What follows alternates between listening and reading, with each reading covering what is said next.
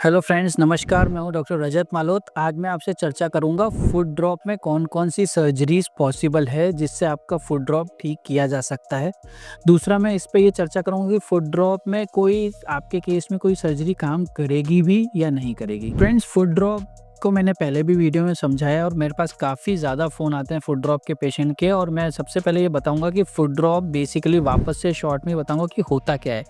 Foot drop को अगर संक्षिप्त में आपको एक भाषा में ये बात कहूँ कि यदि आप अपने पंजे को ऊपर नहीं खींच पाते हैं, चाहे कारण कोई भी हो, वो फुट ड्रॉप की श्रेणी में आएगा। फुट ड्रॉप बेसिकली मेन जो रीज़न है वो है नर्व के कटने से होता है, जो कि हमारी कॉमन पेरोनियल नर्व या सियाटिक नर्व, ये दो प्रकार की नर्व है जो हमारे पैर के पंजे को ऊपर उठाने में मदद करती है। यदि ये कट जाए तो आपको इमीडिएटली फुट ड्रॉप हो जाएगा, उसके बाद आप इसको उठा नहीं सकते।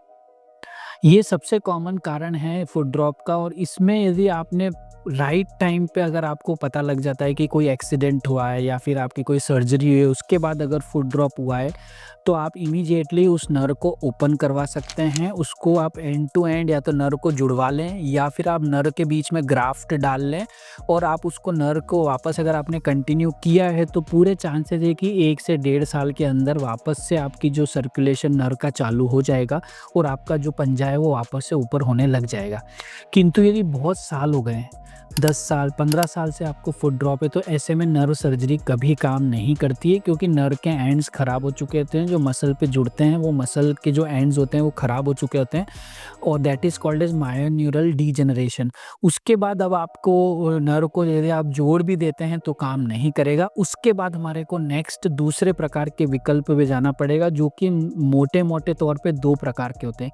एक होता है टेंडन ट्रांसफ़र, यानी हम मसल की अदला-बदली करते हैं। दूसरा होता है बोन सर्जरी, जिसमें हम जॉइंट को फ्यूज़ कर देते हैं। ये दोनों डिफरेंट टाइप के ऑपरेशन हैं। टेंडन ट्रांसफ़र मोर नेचुरल है, जिसमें आप और ज़्यादा मूवमेंट्स वगैरह भी अचीव कर पाएँगे। किंतु टेंडन ट्रांसफ़र का ये नुकसान है कि ये पैरों में बहुत ज़्यादा सक्सेस नहीं है, फर्स्ट चीज़। दूसरा चीज़, पावर इतनी अच्छी जनरेट नहीं होती जितना नॉर्मल पैरों की जनरेट होती है। ऑन द अदर हैंड, जो बोन सर्जरी है वो एक प्रकार की फाइनल सर्जरी है, जिसमें हम बोन को फ्यूज़ कर देते हैं सही पोज़ीशन में। इसका नुकसान ये है कि इसमें आपके मूवमेंट चले जाएँगे, जो पंजा है वो ऊपर-नीचे नहीं होगा। लेकिन फ़ायदा ये है कि इसमें आपका जो पावर है वो पूरा रहेगा। आप इसके साथ दौड़ सकते हैं और आप इस पे फुल वज़न डाल सकते हैं और इसमें आप किसी भी प्रकार का उकड़ू बैठ सकते हैं। आपको किसी भी प्रकार की कोई कमी नहीं दिखेगी। किंतु ये नेचुरल से थोड़ा कम है, बिकॉज़ इसमें हमने मूवमेंट खो दिया है।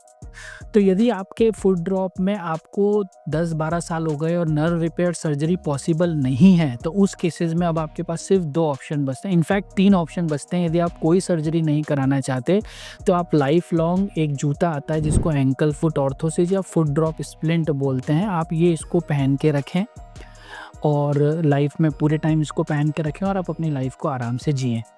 दूसरी चीज़ है, आप टेंडन ट्रांसफ़र सर्जरी करवाएँ। टेंडन ट्रांसफ़र सर्जरी वैसे अच्छी है, किंतु उसमें हमें ये ध्यान रखना पड़ता है कि बाकी की जो नर्व सप्लाई है वो अच्छी है कि नहीं, हम जिस टाइम मसल को बदल रहे हैं उसमें पावर अच्छी है या नहीं। अगर वो अच्छी है तो वो एक अच्छा ऑप्शन है। जैसे कि हम टिबियालिस पोस्टीरियर एक मसल होती है, उसको हम कई बार हम ट्रांसफ़र करते हैं टिबियालिस एंटीरियर में और उससे हमारा ठीक होता है। कई बार हम टेंडो एक्किलिस को ही ट्रांसफ़र करते हैं। ये कम करने वाली सर्जरी है। इसमें मसल वीक भी होती है। जब हम ट्रांसफ़र करते हैं तो जो मसल का पावर है वो कम से कम 1 या 2 ग्रेड कम हो जाता है। तो यदि आपकी मसल ऑलरेडी वीक है तो फिर हम ट्रांसफ़र नहीं कर